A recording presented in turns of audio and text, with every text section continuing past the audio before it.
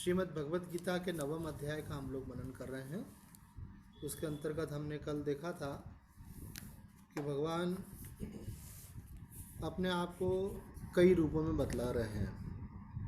भगवान कह रहे हैं कि क्रतु भी मैं हूँ, यज्ञ भी मैं हूँ, स्वधा भी मैं हूँ। अर्थात जो हवन किया जाता है उसके कई स्वरूप होते हैं। एक पितरों के लिए किया जाता है, एक देवताओं के लिए किया जाता है। तो कहते हैं कि आप जो भी कर रहे हो उस रूप में वास्तव में मैं ही हूँ। इतना ही नहीं, भगवान ने आगे तो बोला कि उसमें जो मंत्र बोले जाते हैं, उसमें जो घी डाला जाता है, उसमें जो हवन सामग्री डाली जाती है, वो सब भी मैं ही हूँ। फिर भगवान ने इन श्लोकों में आगे ये भी कह दिया कि ये सब विधि विधान किसके द्वारा बनाए हुए हैं? हमारे वेदों में दिए हुए हैं सारे। तो वेदों में जो ओंकार है, ऋग्वेद है, सामवेद है, यजुर्वेद है, वो सब वेद भी मैं ही हूँ। और भगवान कहते हैं मैं ही सारे जगत का पिता भी हूँ, माता भी हूँ, धाता भी हूँ, पालन करने वाला। और चूँकि ब्रह्मा जी की संतान संसार मानी जाती है, सृष्टि मानी जाती है, ब्रह्मा जी को उत्पन्न करने वाले भी भगवान हैं। इस प्रकार से भगवान हमारे पितामह भी हैं। जीव की अंतिम गति भी भगवान है। वही प्रभु हैं, अर्थात सबके मालिक हैं। वही सबको जानते हैं, अर्थात वो सबके साक्षी हैं। वही उनमें सबका आश्रय निवास है और वे ही सब जीवों के कल्याण में निरंतर रत हैं। इसलिए वह सुहृद हैं। संसार की उत्पत्ति उनसे है, प्रलय उनसे है, और निधान अर्थात भंडार भी वही है, और संसार का अविनाशी बीज भी परमात्मा। यहाँ कहने का अभिप्राय ये है कि कार्य रूप से और कारण रूप से, स्थूल रूप से और सूक्ष्म रूप से वे परमात्मा ही हैं, उनके अलावा और कोई नहीं। ये बात समझना है। इस प्रकार से जब आप भगवान से किसी रूप में भी आप जुड़ जाते हो, क्या होता है, किस बात को लेकर के ये भाव बने कि इस रूप में भी भगवान है। जैसे उदाहरण देते हैं कि रामकृष्ण परमहंस के पास एक महिला आती थी, तो उन्होंने कहा कि मेरी भाभी का जो है देहांत हो गया है, उसका एक बच्चा है, मेरा भतीजा है, उसको मैं पालती हूँ, पर वो बड़ा चंचल है, तो मैं पूजा करती हूँ तब भी मेरा ध्यान बार बार उसकी तरफ जाता है। स्वाभाविक कि बच्चा छोटा होगा तो ध्यान जाएगा ऐसे। तो मुझे ऐसा लगता है कि क्या ये मेरी साधना में विघ्न नहीं है? तो ठाकुर रामकृष्ण परमहंस ने कहा, देखो वो परमात्मा से ही सारी सृष्टि हुई है, और ये सारी सृष्टि अंत में परमात्मा में ही लीन होती है। सृष्टि के रूप में जो कुछ भी है सब परमात्मा ही है। बात यह है कि आपके मन में ये विश्वास बैठना चाहिए। अगर ये आपके मन में पक्का विश्वास बैठ जाए कि उस बालक रूप में भगवान ही है, जिन ठाकुर जी की आप सेवा करते हो वो ठाकुर जी और ये बालक अलग नहीं है, वो एक ही सत्ता वहाँ उस रूप में प्रकट हो रही है, यहाँ इस रूप में प्रकट हो रही है। अभी एक मेरे को बहुत अच्छा वीडियो आया था, उसमें फोटो था एक बालक का, और कोई व्यक्ति उंगली से उस पर ऐसे उंगली घुमा रहा था उस फोटो के ऊपर, और धीरे धीरे उसके अंदर जो छुपा हुआ श्री कृष्ण था वो प्रकट हो रहा था। मुकुट आने लग गया, उनका पूरी छवि आ गई, उनका पीताम्बर आ गया, उनके घुंघराले बाल आ गए। पहले वो बिना बालों के था, तो वो पूरा सारा स्वरूप कृष्ण भगवान का प्रकट हो गया। फिर दोबारा से उन्होंने उसी बालक के ऊपर ऐसे उंगली घुमाना शुरू करी, तो पूरा राम जी का श्रृंगार उसमें से प्रकट हो गया। तो हर बालक के अंदर राम है, हर बालक के अंदर कृष्ण है। बात आपकी भावना की है। तो जब आपको किसी चीज़ का व्यवहार करना ही है, you are bound to do that, आपका प्रारब्ध ही है, तो आप अपनी दृष्टि बदल करके अगर ऐसा विश्वास कर लें कि इस रूप में मैं भगवान की ही सेवा कर रहा हूँ, ऐसा, तो आपको भगवान की सेवा का फल मिलेगा। तो किसी प्रकार से भी आप भगवान से जुड़ सकते हैं। तो ये अनेक चीज़ें बताने से मतलब ये कि कोई कार्य कोई कर रहा है, देखो इसमें दो दृष्टिकोण है, इसको समझना आप। एक महात्मा ने ऐसा कहा है कि पूजा करने से श्रेष्ठ है जप करना। तो पूजा में क्या होता है, शरीर का उपयोग भी होता है, वाणी का उपयोग भी होता है, मन का उपयोग भी होता है, और उससे श्रेष्ठ है जप। जप इसलिए श्रेष्ठ है कि उसमें आपको क्रिया कुछ नहीं करनी है, मानसिक रूप से जप करना है, और अगर बोलना भी है तो वाणी से बोलना है, धीरे से भी बोलेंगे तो वाणी से बोलेंगे। तो दो अवलंबन हो गए। तो जप से भी श्रेष्ठ है ध्यान। क्यों? क्योंकि ध्यान के अंदर आपको जो है न तो कुछ वाणी का प्रयोग करना है, न शरीर की कोई क्रिया करना है, मानसिक रूप से भगवान का आपको ध्यान करना है, चाहे आत्मा का करें चाहे भगवान के रूप का करें। तो ये क्रम विकास बताया। एक दूसरे महापुरुष से पूछा गया सिद्ध कोटि के कि क्या साधना करने से जीव का कल्याण होता है। तो उन्होंने भी एक बड़ी गहरी बात कही कि बोले जो भी साधना में आपका मन लगता है आप करते रहिए, साधना आप वही करते रहेंगे, लेकिन आपका साधना के प्रति दृष्टिकोण बदलता चला जाएगा। पहले आप उसको जितने स्थूल रूप में ले रहे होंगे, बाद में वैसा नहीं होगा, बल्कि आपके दृष्टिकोण और भावना बदलने से वही साधना जो है आपको अंतिम लक्ष्य तक पहुंचा सकती है। कई हम देखते हैं बड़े बड़े आचार्य लोग हैं, वो विग्रह की पूजा करते हैं, सेवा करते हैं, तो कई लोग बोलते हैं अरे भाई परमात्मा तो निराकार है, परमात्मा सर्वत्र है, ये अभी तक वहीं लगे हुए हैं। कई लोग बोलते हैं भाई श्वास में मंत्र जपना चाहिए, अभी तक ये माला ही जप रहे हैं। देखो, तो बात ये नहीं है कि वो क्रिया क्या कर रहे हैं, बात ये है कि उस समय उनकी भाव दशा क्या है। तो भाव दशा के ऊपर निर्भर करता है। तो भाव जो है साधना अंदर की चेतना के विकास के अनुपात में बदलता जाता है। ये बात सेकंड वाली जो है माँ आनंदमयी ने कही है। अब यहाँ पे आगे भगवान कहते हैं तपाम्य हम वर्ष निग्रहम उत्सृजामि च अमृतम चैव मृत्युश्च सत्सच्चाहम अर्जुन। हे अर्जुन, संसार के हित के लिए मैं ही सूर्य रूप से तपता हूँ और मैं ही जल को ग्रहण करता हूँ, और फिर मैं ही उस जल को वर्षा रूप से वर्षा भी देता हूँ। और तो क्या कहूँ, अमृत भी मैं हूँ और मृत्यु भी मैं हूँ, सद भी मैं हूँ और असद भी मैं ही हूँ। अब यहाँ हम देखते हैं कि देखो दो प्रकार से इसकी व्याख्या है। एक उड़िया बाबा जी इसकी व्याख्या करते हुए कहते हैं कि 16वें श्लोक से यहाँ तक भगवान ने अपनी सर्वरूपता का ही प्रतिपादन किया। आपको ये बात पहले ही बतला दी गई थी कि गीता जी के अंदर कुल 18 अध्याय हैं, 6 6 6। तो ऐसा माना जाता है कि पहले जो 6 हैं उसमें त्वम पद की प्रधानता है, जीव के स्वरूप का विचार किया गया है, इसलिए वेदांत का उपदेश आता है। बाद के जो 6 अध्याय 7वें से लेकर 12वें तक, उसमें तत् शब्द की प्रधानता है। तत् मतलब भगवत तत्व की प्रधानता है। तो यहाँ पे हम देखते हैं कि प्रधानता से भगवान की महिमा का अलग अलग प्रकार से विस्तार किया गया, और इस अध्याय के पिछले श्लोकों में भी हमने ये बात देखी थी। और बोले बाद के जो 6 अध्याय बोले उसमें दोनों की एकता है, तत्व और त्वम की एकता करके पूर्णता की उपलब्धि कराई जाती है। हालांकि ये बात बीच बीच में होती रहती है, पर प्रधानता से सब ब्रॉड क्लासिफिकेशन किया गया है। अब यहाँ हम देखते हैं कि 16वें श्लोक से यहाँ तक भगवान ने अपनी सर्वरूपता का प्रतिपादन कर रहे हैं। वे ही सब हैं और वे ही सब में हैं। ब्रह्म दृष्टि से वे सर्वरूप हैं और अंतर दृष्टि से तो केवल वे ही है। अगर बाहर की दृष्टि से देखें तो क्या क्या बोल रहे हैं कि सर्व रूपों में केवल वही है, और अंतर दृष्टि से देखें तो केवल वे ही हैं, कुछ भी नहीं है। सर्व वाली बात ही नहीं है, सब है ही नहीं, केवल भगवान ही अंतर दृष्टि से विचार करें तो। सिद्धांत के अनुसार सब तत्ववेत्ता की दृष्टि अंतर होती है, और जब वो बाह्य दृष्टि होती है तो वो पूरा संसार जो है उसको भगवत स्वरूप दिखाई देता है। इससे भगवान कहते हैं कि सद भी मैं हूँ और असद भी मैं हूँ, अर्थात संसार में कोई वस्तु जड़ नहीं, सब चेतन ही चेतन है। इससे मूर्ति पूजा की भी सार्थकता सिद्ध हो जाती है। बोले भाई मूर्ति तो जड़ है, कोई महाराज है वो बोलते हैं अरे जड़ की पूजा करोगे तो जड़ हो जाओगे, नहीं बोले मूर्ति तो जड़ है।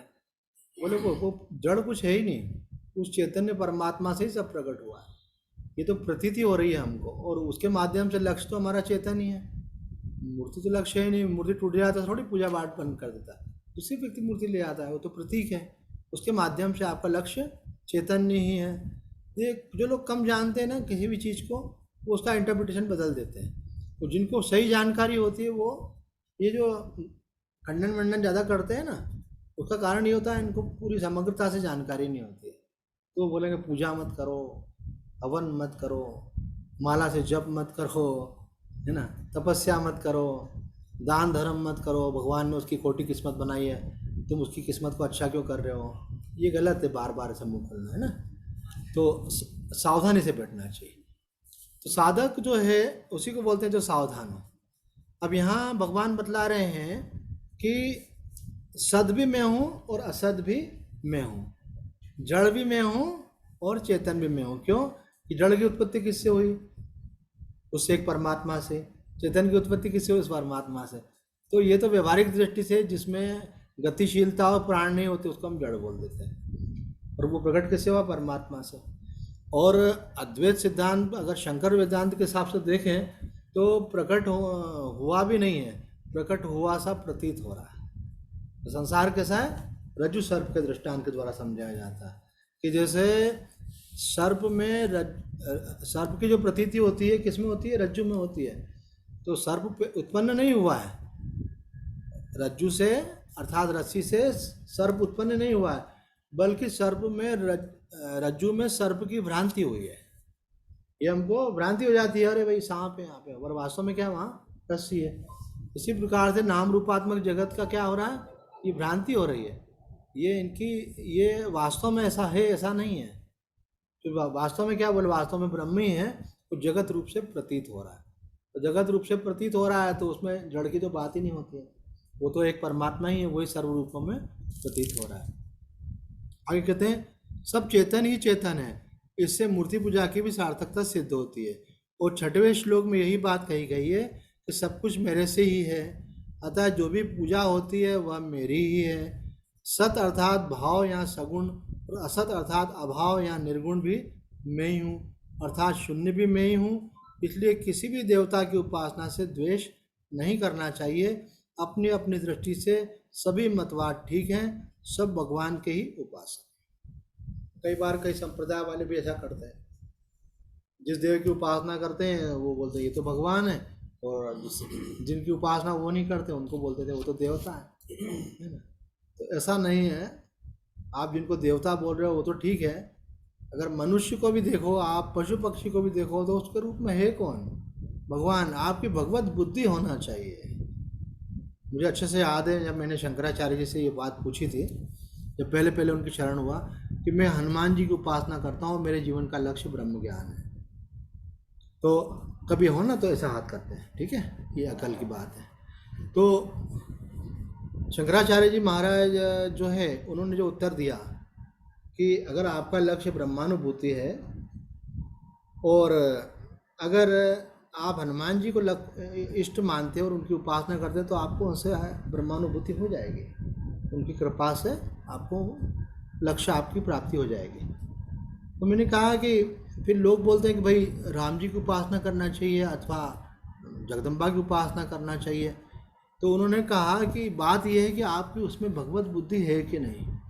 हो सकता है कि कोई माता की उपासना करता और उनको महामाया मान करके वो ऐसा माने तो माया है और ये ब्रह्म नहीं है। ऐसे भी महात्मा होते हैं। एक महात्मा हमको मिले तो वो कहने लगे आप किसकी उपासना करते हो? तो मैंने कहा माता रानी की उपासना करते। तो बोला मैं भी पहले माता रानी की उपासना करता था, तो उनकी उपासना से आपको संसार का ऐश्वर्य तो मिल जाएगा लेकिन ब्रह्मानुभूति नहीं होगी। ऐसा क्यों?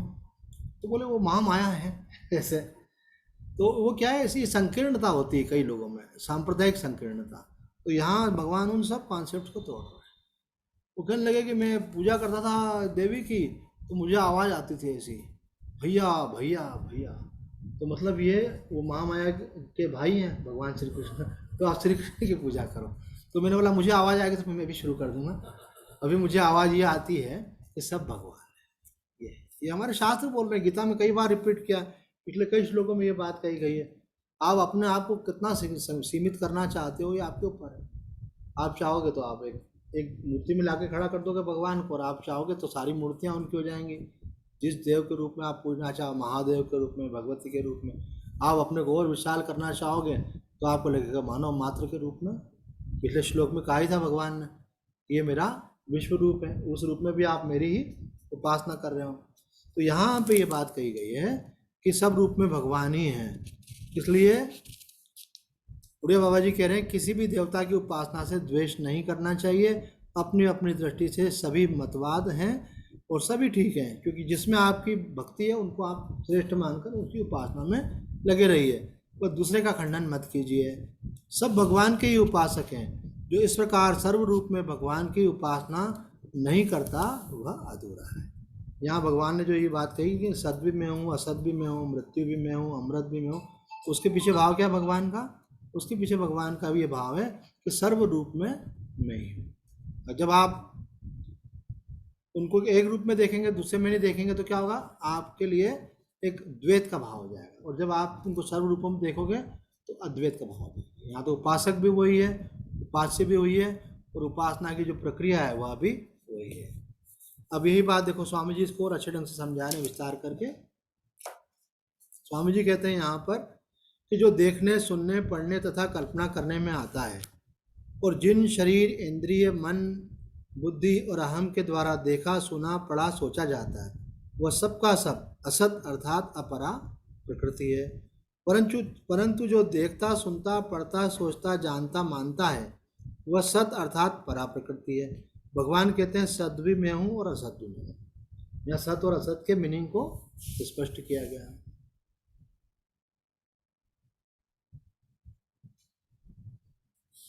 ये जितने भी ऑनलाइन वाले होते हैं ना, सब अपना वीडियो बंद करके बैठते हैं, एक आध के भी दर्शन हो तो हम उसको लक्ष्य करके भी बोलें, ठीक है, दर्शन हो रहे हैं आपके, प्रकट हुए हैं। तो यहाँ भगवान बोल रहे हैं, उसकी व्याख्या करते हुए स्वामी जी बोल रहे हैं कि दो चीज़ें होती है, एक दृश्य और एक दृष्टा। तो दृश्य रूप में मतलब जो आप सुन रहे हैं, जो आप देख रहे हैं, जो आप अनुभव कर रहे हैं, वो सब दृश्य हो गया। और जो उसको जानने वाला है, समझने वाला है, अनुभव करने वाला है, वो क्या है, उसका दृष्टा है। तो यहाँ भगवान ये कहना चाहते हैं कि दृश्य रूप में भी मैं हूँ और दृष्टा रूप में भी मैं ही हूँ। जो देखने, सुनने, पढ़ने और कल्पना करने में आता है और जिन शरीर, इंद्रिय, मन, बुद्धि, अहम के द्वारा देखा, सुना और पढ़ा, सोचा जाता है, वे सब का सब असत अपरा प्रकृति है। परंतु जो देखता, सुनता, पढ़ता, सोचता, जानता है, वह सत अर्थात परा प्रकृति है। भगवान कहते हैं कि सत भी मैं हूँ और असत भी मैं हूँ। जैसे अन्नकूट के प्रसाद में रसगुल्ले, गुलाब जामुन आदि भी होते हैं और मेथी और करेले आदि का साग भी होता है, अर्थात मीठा भी भगवान का प्रसाद होता है और कड़वा भी, ऐसे ही अमृत भी भगवान है और मृत्यु भी भगवान है। सूर्य रूप से जल को ग्रहण करना और उसे बरसा देना, ये दोनों विपरीत कार्य हैं। ग्रहण और त्याग, ग्रहण भी भगवान है और त्याग भी भगवान है। ये कॉन्ट्राडिक्शन इसीलिए दिया है कि हम एक पक्ष को स्वीकार करते हैं जीवन में, दूसरे पक्ष का निषेध करते हैं। आदमी जो अनुकूलता वाला पक्ष होता है ना, उसको स्वीकार करता है। जैसे स्वास्थ्य को स्वीकार करेगा, बीमारी को अस्वीकार करेगा, तो उसके मन में क्लेश होता है। जवानी को स्वीकार करेगा, बुढ़ापे को अस्वीकार करेगा, तो बुढ़ापा आएगा तो उसको अच्छा नहीं लगेगा। मित्र को स्वीकार करेगा, शत्रु को अस्वीकार करेगा। जबकि मित्र की मित्रता का ज्ञान भी तब होता है जब आप वो शत्रुता वाले के सामने आते हैं, तो आपको मालूम पड़ता है अगर ऐसे तो वो बहुत अच्छा था भाई, वो इतना प्रेम करता था, अपनापन रखता था। तो यहाँ के भगवान ये कहना चाहते हैं कि जब तक आपके मन में ये बुद्धि रहेगी, आपको उस अद्वैत तत्व का अनुभव नहीं हो सकता। अद्वैत तत्व का अनुभव करने के लिए आपके मन में सत, रज और तम तीनों में समान रूप से भगवत बुद्धि होनी चाहिए। साधारण मनुष्य की क्या होता है कि रज के प्रति आकर्षण रहता है, और जो साधक होता है उसका सत्व के प्रति आकर्षण होता है, और सत्व के प्रति आकर्षण भी रज और तम का एक प्रकार से विरोध है। लेकिन यहाँ भगवान कहना चाहते हैं विरोध नहीं करो, आप समझो कि वही परमात्मा अनेक रूपों में प्रकट हुआ है। ये दोनों ही विपरीत कार्य, ग्रहण और त्याग भी भगवान के ही हैं। सत सत चाहम अर्जुन, सत और असत भी मैं ही हूँ, इसमें विवेक नहीं है, प्रत्युत विश्वास है। यहाँ एक नई चीज स्वामी जी ने बोली कि ज्ञान मार्ग में विवेक किया जाता है, दोनों का विभाग करके, ये जड़ है, चेतन है, और ये दृश्य है, ये दृष्टा है।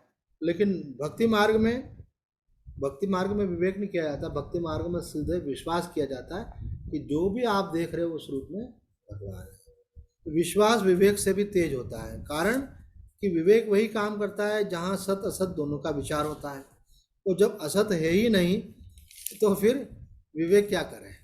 बोले अब अभी आपको बतलाया गया कि असत नाम की कोई चीज़ है ही नहीं। भगवान बोल रहे सत भी मैं हूँ, असत भी मैं हूँ, तो फिर बोले कि फिर विवेक किस चीज़ का करोगे आप। विवेक तो सत और असत को विभाजित करने के लिए है, लेकिन असत है ही नहीं। असत के रूप में भी परमात्मा है, सत के रूप में परमात्मा है। तो विवेक तो सत असत का विभाग है, पर विश्वास में विभाग नहीं है। तो इसमें केवल सत्य ही सत अर्थात भगवान ही भगवान है। ज्ञान मार्ग में सत असत का विवेक मुख्य होने से इसमें आरंभ में द्वैत है, पर भक्ति मार्ग में भगवान का ही विश्वास मुख्य होने से इसमें आरंभ से ही अद्वैत है। सब भगवान बोल रहे हैं मतलब शुरू से ही अद्वैत हो गया। और ज्ञान मार्ग के अंदर तो क्या होता है कि ऐसा माना जाता है कि पहली स्टेप ये होती है कि आप संसार को सत्य मानते हो, भगवान का आपको ज्ञान नहीं है। दूसरी स्टेप जो है, आप जब विवेक विचार करते हो तो आपको मालूम पड़ता है अरे नहीं नहीं, ये जो उत्पन्न होने वाला, नष्ट होने वाला है, जो बदलने वाला है, ये भगवान नहीं है, बल्कि इसका जो अधिष्ठान है, जो निराकार, वह भगवान है, वह सत्य है, वही ब्रह्म है। तो वह विभाग कर दिया जाता है कि ये तो सब जड़ है और वो चैतन्य है, ये सब दृश्य है, वो दृष्टा है, ये सब प्रकट हुआ है, लीन होने वाला है और वो सदा रहने वाला है, इसलिए वो भगवान है। ये बीच की स्टेप है। ज्ञान मार्ग में भी अल्टीमेट ये नहीं है, ये बीच की स्टेप है। एग्जैक्टली जब व्यक्ति को सत्य का अनुभव होता है, उसकी पहचान ये है कि उसके लिए फिर असत मिट जाता है। इसको बोलते हैं पहले व्यक्ति के लिए जगत सत्य रहता है, फिर विचार करने पर, विवेक करने पर उसके लिए संसार झूठा हो जाता है और ब्रह्म परमात्मा सत्य हो जाता है, ब्रह्म सत्यम जगन मिथ्या। और उसके बाद में फिर जगत अपि सत्यम, अर्थात जब उसकी दृष्टि नाम रूप से हटकर के अधिष्ठान पर चली जाती है तो बोले इस रूप में कौन, बोले सर्प के रूप में कौन, बोले रज्जु ही है। इसी प्रकार से मटके के रूप में कौन, मिट्टी ही है। गहने के रूप में कौन, स्वर्ण ही है। लहर के रूप में कौन, जल ही है। तो बोले संसार के रूप में कौन, बोले संसार के रूप में भी परमात्मा ही है। ये बात है। अतः असत का ज्ञान मार्ग में साधक असत का निषेध करता है। असत का निषेध करने से सत्ता का भाव असत की सत्ता का भाव बहुत समय तक बना रह सकता है। ये थोड़ा सा इसमें एक टॉपिक भी बताया है कि आप जो है जिस चीज़ को अपने जीवन से त्यागना हो उस पर ज़्यादा एम्फेसिस मत दो। अगर जैसे जीवन में क्या होता है कि व्यक्ति को मानो किसी के व्यवहार में कोई दोष आ गया, कोई मोह आ गया, कोई लोभ आ गया, तो बोलते भाई नहीं, लोभ का त्याग करो, आप मोह का त्याग करो, ये उचित नहीं। तो बार बार अगर आप वो सारी ऊर्जा उस पर लगाओगे नहीं कि मुझे मोह का त्याग करना है, तो आप तो चेतन परमात्मा, आप स्वयं ब्रह्म स्वरूप। और कॉन्सेंट्रेट आपने किस पे कर दिया कि मुझे मोह का त्याग करना है। अब आपका ध्यान तो उस पर चला गया जिसके प्रति मोह है, तो बोले उससे मोह का त्याग नहीं होगा, क्योंकि आप उसको सत्ता दे रहे हो। ऐसे किसी में मानो कोई विकार है, उन्होंने बोला अगर परमात्मा की तरफ जाना है तो पहले काम विकार का त्याग करो, तो उसने सारी ऊर्जा कहाँ पे लगा दी, काम विकार पे, कि अब इसका मुझे संकोच करना है, इसका संयम करना है। तो बोले वो जाने वाला नहीं है, क्योंकि आपने उसको सत्ता स्वयं प्रदान कर दी। तो ये एक बहुत महत्व की बात है, इस पर कम लोगों का ध्यान जाता है कि आपको जो पाना है उस पर ध्यान जाना चाहिए, जो छोड़ना है उस पर ध्यान नहीं जाना चाहिए। उस पर से ज़्यादा ध्यान दोगे तो वो बना रहेगा। ये स्वामी जी यहाँ कह रहे हैं। ज्ञान मार्ग में कई बार ऐसा होता है कि साधक असत का निषेध करता है। निषेध करने से असत की सत्ता का भाव बहुत समय तक बना रह सकता है। साधक असत के निषेध पर जितना... जी आवाज आ रही है?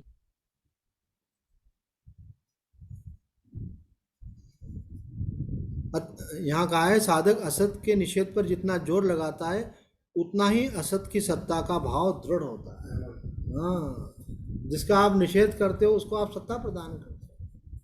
आप सोचोगे ये चीज़ मेरे को छोड़ना है, तो वो ध्यान है। वो वेरी फेमस स्टोरी कि एक महात्मा जी ने किसी को मंत्र दिया और बोले कि ये मंत्र तुम्हारा सिद्ध तब होगा जब तुम बंदर का चिंतन नहीं करोगे। तो उन्होंने कहा बंदर का चिंतन मैं क्यों करूँगा, मेरे को कोई काम ही नहीं है बंदर से, न तो मेरे पास आसपास बंदर रहता है, न मेरा बंदर से लेना देना। तो वो जब करने के लिए बैठा तो बोले महाराज जी ने बोला बंदर का चिंतन नहीं करना। मैं क्या करूँगा बंदर का चिंतन। जब करते करते उसको ख्याल आया मेरे को बंदर का चिंतन करना ही नहीं है। तो क्या हुआ, वो इस प्रकार से निषेध रूप से बंदर का चिंतन करता रहा। तो वो ये कहीं क्या हो गया, आपने जानबूझ करके उसको, जैसे किसी कोई विंडो है उसके नीचे लिख दिया जाए कृपया इस विंडो की तरफ ना देखा करें, तो जो नहीं देखते होंगे वो भी देखेंगे कि क्या ऐसी क्या बात है, आखिर क्यों लिखा हुआ है इधर ऐसे। तो आप जिसका निषेध करते हो वो एक प्रकार से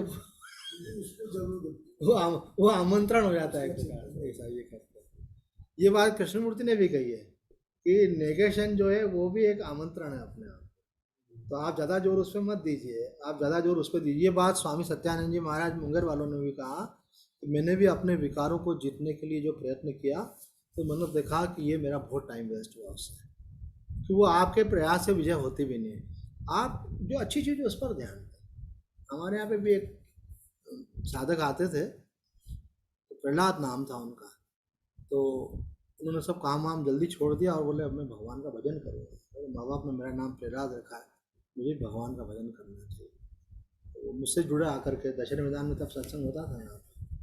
तो मैंने कहा प्रहलाद जी बहुत बढ़िया किया आपने, सारा जीवन पैसा कमाने के लिए नहीं है, एक आयु के बाद जीवन की आवश्यकताएं अगर पूर्ति हो रही हैं तो वहाँ से हट करके आप भगवान की भक्ति करो, परलोक बनाओ, क्योंकि आपका एक बहुत छोटा सा अंश व्यवहारिक दृष्टि से भी ये शरीर है, आपका जो मुख्य अंश है वो है चेतना आपकी। उस चेतना जो बंधन में उसको मुक्त करो, अपने आप को जानो, ब्रह्म स्वरूप हो आप, उसका अनुभव करो। बोला मैं वही चाह रहा हूँ। तो स्वामी जी बस एक खराबी है मेरे अंदर। मैंने कहा क्या? बोले मैं ड्रिंक करता हूँ। उनका ड्रिंक करते हो तो कोई बात नहीं है, सब में कुछ ना कुछ खराबी होती है, और ये बाद में मालूम पड़ेगा ये खराबी और अच्छाई भी सब मन के तल पर है, आप तो इनसे परे हो ना, आप में खराबी ना अच्छाई। ये बोला मैं इतनी हाई फाई बात तो नहीं समझता हूँ, पर इतनी समझ सकता हूँ कि हाँ ये खराबी मुझ में है। मैंने कहा ठीक है, अब ये बात समझ रहे हो ना, ये खराबी आप में। मैंने कहा आप में वेश्यावृत्ति तो नहीं है? बोले नहीं। मैंने कहा जुआ तो नहीं खेलते हो? बोले नहीं। मैंने कहा ये अच्छाई भी तो है, तो इस पर ध्यान दो ना आप, जो अच्छाई। मैंने कहा आप संतों को मानते हो? बोले हाँ मैं मानता हूँ। आप गीता रामायण भागवत को मानते हो? बोले मानता हूँ। मैं आप स्वामी जी के प्रति बड़ी श्रद्धा है आपके, स्वामी विवेकानंद के प्रति? बोले हाँ उनके कारण तो मैंने सब कुछ छोड़ करके इस मार्ग में आया हूँ। मैंने कहा सारी अच्छाइयाँ उस पर ध्यान दो, जो एक कमी उस पर ध्यान मत दो, आप लग जाओ और आगे बढ़ते जाओ। बोले क्या करूँ? मैंने कहा आप ये काम करो, रोजाना 1 घंटा भागवत जी का स्वाध्याय किया करो। बोले वो तो मैं करूँगा, लेकिन पहले मेरा आप ये छुड़वाओ। मैंने कहा फिर आप वहीं पे आ रहे हो। तो हुआ ये कि वो बार बार वो घूम फिर के उस पर आते थे, वो छोड़ने के ऊपर इतना अधिक जोर उनका हो गया था कि ग्रहण करने वाली चीज़ पे उनका जोर ही नहीं। मैंने कहा आप तो, मेरी गारंटी है मैं छुड़वा दूंगा आपका, पर आप रोज सत्संग में आते हो। बोले वही तो कॉन्ट्राडिक्शन है, वही मेरा पीने का टाइम है, वही सत्संग का टाइम है। ऐसे तो मैंने बोला हम सत्संग का टाइम आगे पीछे कर, बोले लेकिन फिर मेरे को ये बना रहेगा कि मैं यहाँ से जाऊँगा तो फिर मेरे को वो लेना है। मैंने बोला कि देखो अगर सुधरना नहीं है तो आप आर्गूमेंट करो, और आपको सुधरना है तो जो बताया जा रहा है उसको मानो। तो यहाँ यहाँ पे स्पष्ट रूप से बोल रहे हैं कि ये गलतियाँ बहुत लोग करते हैं। आप किसी की चेतना को दबा करके उसको आप अच्छा इंसान नहीं बना सकते। आप किसी को कंडेम करके, क्रिटिसाइज करके, भगवान की शैली ही नहीं है गीता जी की कि वो किसी को कंडेम करें। भगवान देखो अर्जुन को कितना अच्छे अच्छे शब्दों से संबोधित किया है, जबकि वो तो निराश होकर के बैठ गया, लेकिन भगवान महाबाहु बोल रहे हैं, क्या क्या उसके लिए अच्छे अच्छे शब्द प्रयोग कर रहे हैं। क्यों? ताकि उसके अंदर ये प्रेरणा हो। बुढ़ा केश कहा है, बहुत सारे शब्द भगवान ने प्रयोग किए, वो सब। तो ये पॉजिटिव थॉट, आप किसी को पॉजिटिव थॉट दे करके उसको अच्छी तरफ ले आ सकते हो, किसी की निंदा करके आप उसको अच्छी तरफ नहीं ले जा सकते। तो अगर आपको अपने आप को भी अगर उठाना है तो अपने अंदर निगेटिव थॉट मत दो कि मैं ये नहीं कर सकता हूँ, बल्कि ये देखो कि ये कर सकता हूँ। जो करने वाली चीज़ है उसको अगर आप बढ़ाते चले जाओगे तो नहीं करने वाली चीज़ अपने आप छूट जाएगी। समय है, समय को ही भरना है आपको। आप जो 2 घंटा भगवान का ध्यान करते हो, जप करते हो, स्वाध्याय करते हो, तो 2 से 3, 3 से 4, 4 से 5, 5 से 6 ले जाओ। आपका अपना जो दूसरी चीज़ें होंगी अपने आप टूटते चले जाएंगे। ऐसे तो आपके ऊपर है कि आप किसको ज़्यादा पोषित करना चाहते हो। जिसको पोषित करना चाहते हो उसी का चिंतन करो। आपके चिंतन में बहुत शक्ति है। आपका चिंतन जो है चैतन्य की प्राप्ति करा सकता है, और आपका चिंतन अगर जड़ की तरफ चला गया तो निम्नता की तरफ भी ले जा सकता है। अपने सहित संसार में जो कुछ दिखता है वह भगवान का ही स्वरूप है। इसमें जो क्रिया दिख रही है भगवान की लीला है। भगवान और उनकी लीला के सिवाय कुछ नहीं है। वो कोई जन्म गया, कोई मर गया, किसी का विवाह हो गया, किसी की संतान हो गई, कोई बीमार हो गया और कोई स्वस्थ हो गया, किसी का आदर हो गया, किसी का निरादर हो गया, किसी का नफा हो गया, किसी का घाटा हो गया, कोई धनवान हो गया, कोई निर्धन हो गया। ये सब की सब भगवान की लीला है। सर्व प्रलय भी उनकी लीला है, महासर्ग भी और महाप्रलय भी उनकी लीला है। तो बड़ी से बड़ी चीज़, छोटी छोटी तो छोड़ो, बोले बड़ी से बड़ी चीज़ जो है उनकी लीला। आपका ध्यान वहाँ से हट करके भगवान में चला जाए।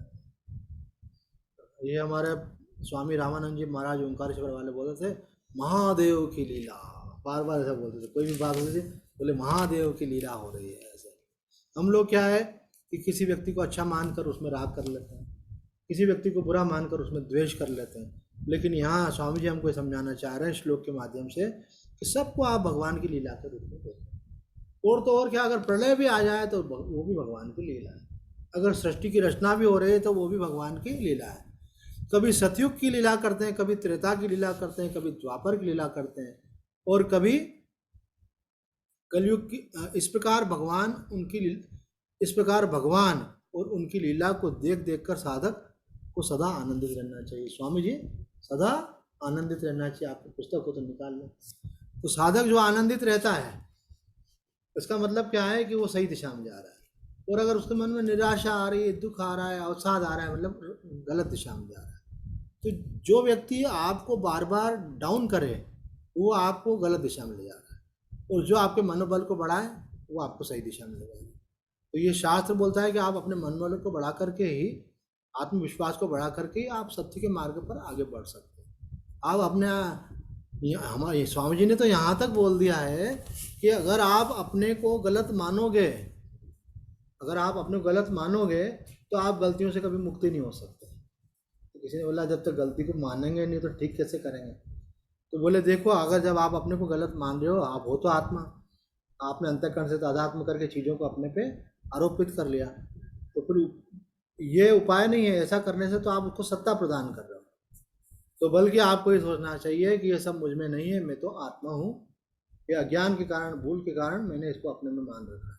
तो आप धीरे धीरे उससे मुक्त हो जाओ। एक स्वामी जी जो हैं वो किसी घर जाते थे, वहाँ पे बहुत सारे लोग सत्संग सुनने के लिए आते थे उनके यहाँ।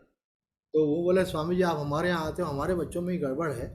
जो है ये एक बच्चा है हमारा, ये गुस्सा बहुत करता है, बहुत ज़्यादा गुस्सा करता है। और ये कुछ लोगों की आदत होती है कि संत को बुलाकर अपने परिवार के किसी व्यक्ति को सामने खड़ा करके उसके सामने उसकी बुराई करेंगे। ये बिल्कुल गलत है। इसमें संत के समझाने का रास्ता भी बंद कर देते हैं। तो आपको कुछ शिकायत करनी तो अलग से बोलो, तो वो प्यार से उनको कभी धीरे धीरे चेंज करें। तो उन्होंने कहा अच्छा अच्छा बहुत गुस्सा करता है ये, हाँ तो कितनी बार दिन में गुस्सा करता होगा। तो वैसे काउंट तो नहीं करा, 5-6 बार तो करता होगा। तो बोले एक एक बार में कितनी देर तक करता है। तो उन्होंने कहा महाराज जी कभी किसको गुस्सा आता है 2, 5, 10 मिनट लग जाते हैं इसको शांत होने में। अच्छा तो 6 बार अगर 10 मिनट करे तो कितना हो गया। तो बोले 60 मिनट हो गया। तो बोले 60 मिनट करता है तो 24 घंटे में से 1 घंटा करता, तो 1 घंटा ज़्यादा हुआ कि 23 घंटे ज़्यादा हुआ। बोले महाराज जी वो तो स्वाभाविक है 23 घंटे ज़्यादा हुआ।